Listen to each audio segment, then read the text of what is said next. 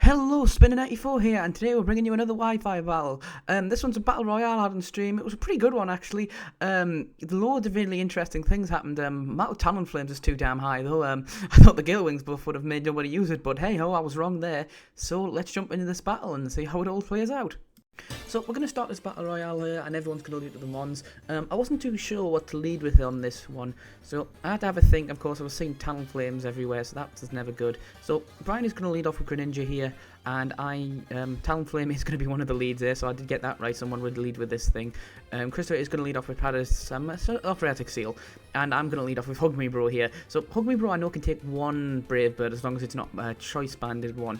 But I don't know how popular Choice Band would be now since obviously the Gale Wings nerf. So Brian is going to withdraw the Greninja here, obviously favouring the Brave Bird, which I don't blame him because that would have killed the Greninja instantly.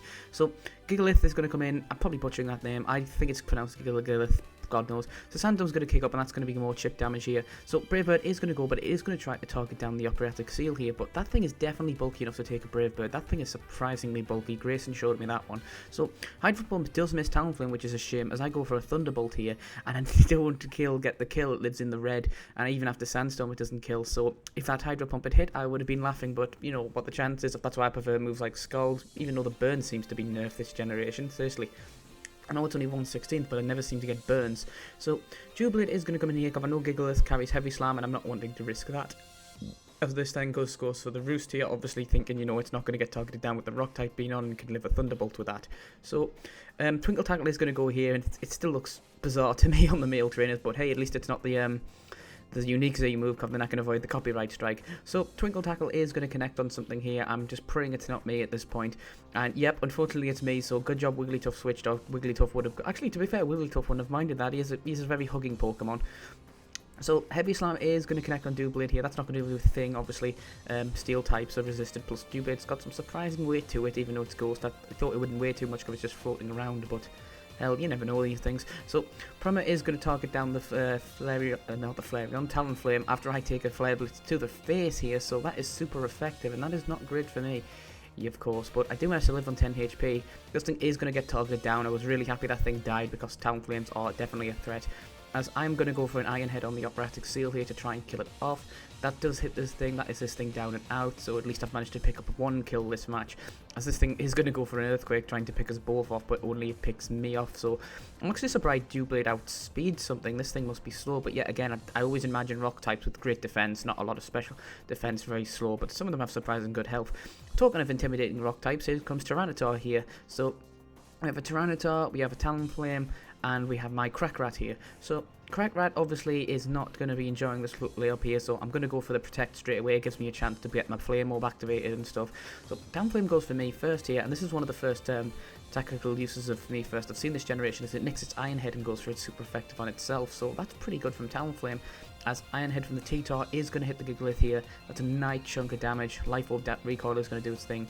Gigalith is going to go for Heavy Slam here, and that does not do a lot. I could have got away with an attack that turn, but Crackrat is going to get buffeted by the Sandstorm here. So is Talonflame, but T-Top, of course, is going to live because of being a rock type. So Gigalith's going to get a little bit more HP recovery just chilling out and eating. I finally get my burn, which is excellent, because now my Guts Boost kicked in. So I'm actually surprised I was the fastest thing here. So Crackrat's going to hit this thing, U-turn, I'm going to get my Crack back, which is always good for a Saturday night. So T-Tar's down, Crackrat gets back here, and of course we are finally going to go into Hug Me Bro.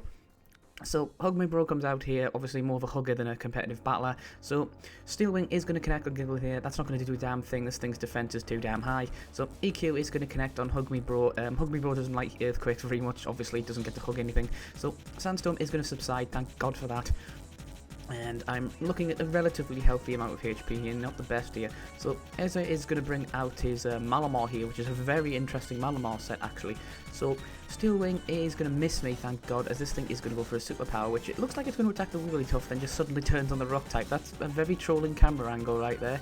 So it gets his attack and defense boost, obviously the contrary set. I was wondering if it was the Chase Scarf one at this point, but then after that I see obviously the Dazzling Gleam, and that is an awful, that's not doing a lot actually, sorry, the opposite of an awful lot. So I'm thinking Assault Vest, maybe?